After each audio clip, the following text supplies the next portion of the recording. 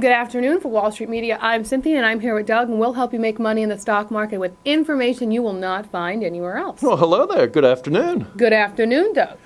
We've got oodles from the FBR Fall Investor Conference. That would be the Friedman Billings Son of a gun. Rod? Ramsey. Friedman Billing Ramsey's Fall Investor Conference. You and got where it. can you find that? wsw.com/webcast/FBR22. Did you see that? She asked the question, then she's hoping I'll answer, and then she'll say, "Oh, look, you interrupted me again."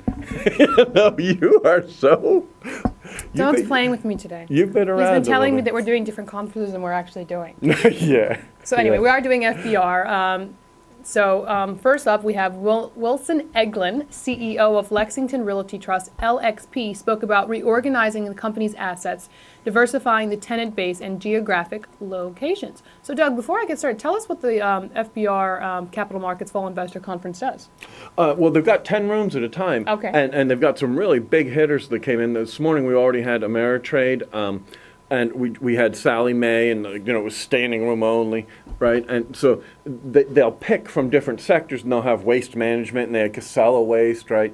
And so they'll bring in competitors to each other and have them come in, and a bunch of different REITs will all present. Are there like boxing rings? It's close. It's Are really you interesting. serious? It's really interesting, right? A lot of the conferences, they just kind of bring in one guy, and he sits there and kind of says like, "Oh yeah, everything in the world is wonderful," right? But these guys know that the other guy, their competitors after them, are in a different room at the same time, or coming this afternoon, and so they've got to kind of watch a little bit, Jeez. And it makes for a much more informative event. Feels tense. It's good. I like that.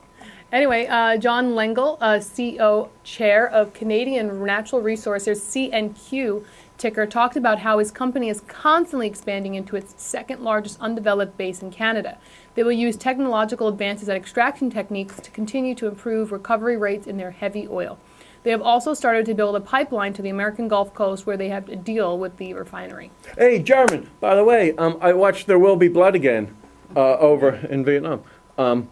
Not India? They built, no, Cynthia wants to send me to India because I have free tickets to Mumbai because I mentioned you're the most beautiful, perfect We're not having this conversation. John world. Casella, CEO of Casella Waste Management, CWST, discussed harvesting value from landfill investments.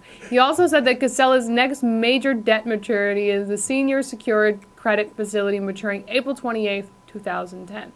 Stuart Zimmerman, CEO, and Bill Warren, President and CFO of MFA Mortgage Investments, MFA, talked about the stability of their real estate management. Real estate, yeah. I am really off my game today, aren't I? You're like I don't know, you're like You've swung or upset me. something. No, you were like that when you came in. I was not like this. I came in a happy person. There was no cupcakes here anymore. I had Gave me cupcakes Cheetos. yesterday. I brought in cupcakes yesterday. Where are they now? Well, that would be a day old. I gave them to the gang here from Buttercup Bakery. They're fabulous, yeah. Did it have little gifts on them like last time? No, these are way better. These are fabulous. The German, were they great? Did you take one home for Lara? Did she like them? Absolutely. Did you see German? He's in his Hugo Boss suit. He's looking spiffy today. There we go. Anyway, CFO of MFA Mortgage Investments, or ticker, cleverly named MFA, talk about the stability of their real estate investment business with 99% MDS AAA rated loans and strategy based on hybrids and ARMS loans. James Swent, CFO of Ensco International, ESV, discusses Latin America jackup opportunities, including Mexico, a recent announcement on 4-rig tender, and 2 new tenders for 7 jackups due by January 2009. And in Brazil, a tender for 1 jackup delayed until later 2008. Laura Pau, Senior Vice President of Investor Relations with Marriott International, MAR, explains how they will manage during these tough times by increasing timeshare marketing and incentives. They predict a good year in the near future due to lack of demand now. Frank Bramonti, CEO of HCC Insurance Holdings, or cleverly named HCC ticker. They can't throw you out. Cannot throw me. He spoke about the company's role as a specialty insurance company founded on an aviation insurance for private aircraft. They expect to grow with conservative financial management and have had no net loss reserve development and are expanding business into healthcare into 2009. Did you get a jet yet? No. It would really be helpful for me if I could borrow yours. I don't want to pollute the environment. Come on, get a green No. one. If you paint it green, it doesn't pollute. I guess if we carpool. Or Yeah. jet pool. Yeah, We'll jet pool. right. Then that'll save the environment. See that? Yeah. Thank you. Oh, there we go. Yeah. Barry Zeiskind, President and CEO. Did I say that right? Ziskind. Zeiskind. Ziskind. Barry. Oh, Barry Ziskind. Oh, I heard of him before.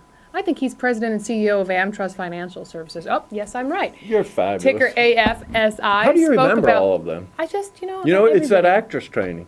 It is. Which I advised you to do, and which you did, and which you were fabulous. Thank you very much. Spoke about the company's role as multinational specialty property and casualty insurance company focusing on underserved niche markets. They've acquired small, low-hazard businesses, restaurants, provide extended warranties for consumer goods, and specialty middle market P&C auto and property coverage.